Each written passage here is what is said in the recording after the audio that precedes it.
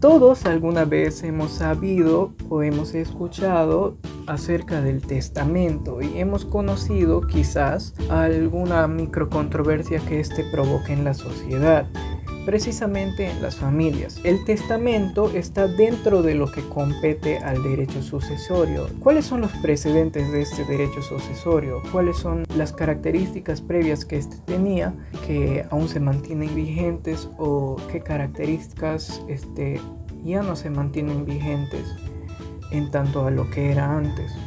Para saber de eso y más, les invito a ver este video completo. Sean bienvenidos a nuestra explicación.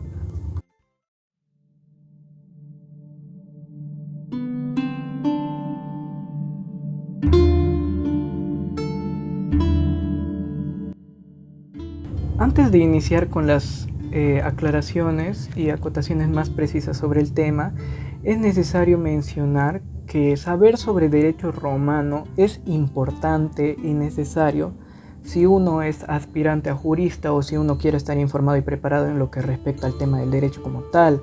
El derecho romano, según autores como Duarte e Iglesias, se define como aquel conjunto de disposiciones de carácter jurídico que rigió a los romanos y a los pueblos por ellos conquistados a lo largo de la historia. La importancia de su aprendizaje radica en que uno conozca los acontecimientos y estructuras predecesoras de lo que compone el derecho actual. Hay instituciones del derecho que desde su existencia no han sido completamente reemplazadas, siendo estos los antecedentes más conservados, como es el caso del derecho sucesorio de Roma comparado con el derecho sucesorio de la actualidad. Entonces se puede decir que el derecho sucesorio es un ejemplo significativo en tanto una institución que desde entonces, y con algunas adaptaciones, continúa vigente. En Roma, el derecho sucesorio se realizaba a través de la herencia.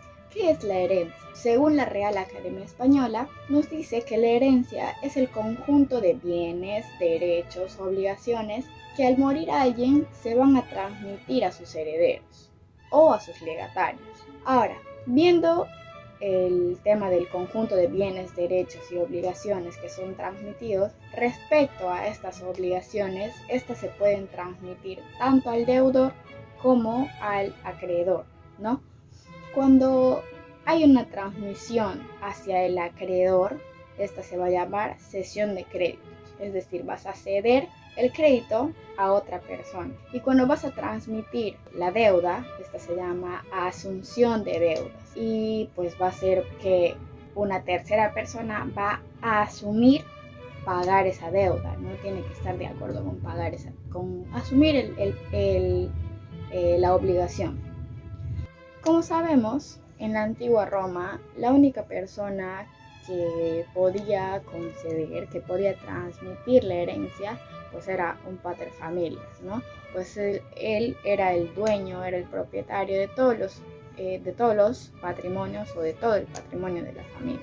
En este patrimonio encontramos pues los bienes de las alieni iuris hasta los bienes de los esclavos, ya que estos tenían el deber de la aportación jurídica.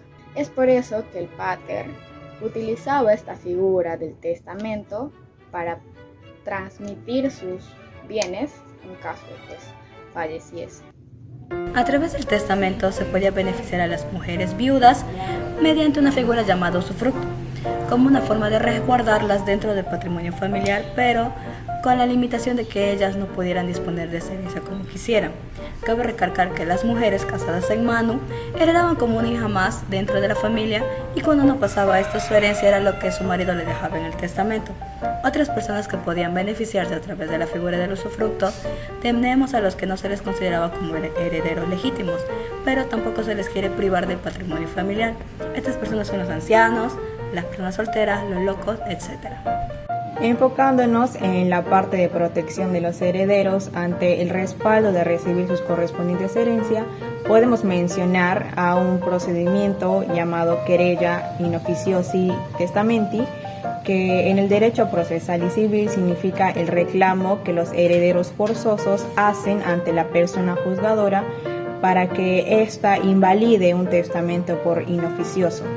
Estos herederos forzosos, también conocidos como legitimarios, son las personas más allegadas al pater familias. Pueden ser sus ascendientes o descendientes cuando el testamento era considerado inoficioso, en donde el pater abusaba o no dejaba una herencia correspondiente. En el derecho romano se promulga la ley falcidia, que establece, de acuerdo a lo expuesto por Bonifacio en 1948, la reserva obligatoria de una porción, la cuarta parte de la herencia, a favor del heredero instituido en el testamento. A comparativa, en la actualidad dicha institución es un conjunto de principios o normas que rigen según se haga la transmisión o transferencia del patrimonio de alguien que dejó de existir, y quien lo recibió son los herederos o legatarios. El derecho sucesorio es una sección de derecho privado. Este registro de herencia, que es uno de los contratos del derecho privado, es moderno. Ni en las instituciones de Justiniano ni en los digestos hay codificación alguna de esta cuestión. Consiste en la totalidad del patrimonio como un bloque a título universal. Los derechos singulares determinados y separados a título singular. Uno de los actos que da paso al derecho sucesorio es el acto mortis causa o causa mortis, que es una expresión latina que significa por causa de muerte o a causa de la muerte. Se utiliza en el derecho para referirse a aquellos actos jurídicos que proceden o tienen efecto a partir del fallecimiento de una persona. Se opone al acto jurídico inter vivos, que es producto de la voluntad de dos o más personas vivas. Estos son actos negociables típicos con carácter mortis causa, que son los relativos a la sucesión, por ejemplo, el testamento, la declaración de herederos en caso de no existir testamento, la posterior aceptación de la herencia del causante y el reparto de la masa hereditaria o caudal relicto entre los herederos. Las donaciones mortis causa son comunes y aún vigentes en antiguas legislaciones. Sin embargo, ya desde la Roma antigua se prefería tomarlas por legados por ser casi indistinguibles de ellas. Comparando este concepto en la antigua Roma, esta es el lugar que pasan a ocupar los herederos del autor de la sucesión. Entonces, la palabra sucesión proviene del latín successio. Este se usa precisamente para designar la transmisión que tiene lugar la muerte de una persona.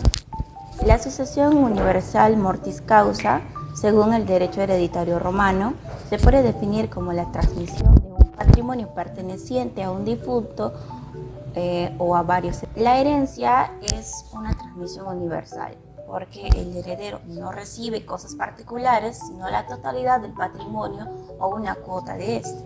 Por ello, debía responder de las deudas de la misma manera que lo hacía el antecesor.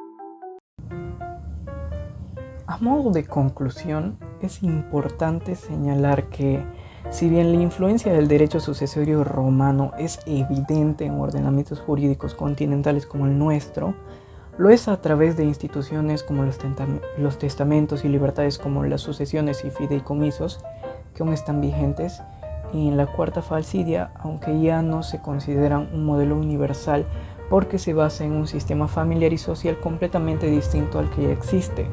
Un ejemplo a seguir de lo mencionado está en la ley peruana, especialmente en nuestro Código Civil, que define diferentes testamentos para que el testador pueda elegir la forma que más le parezca para expresar su voluntad final, claramente a través de los procedimientos legales y así beneficiar a sus herederos.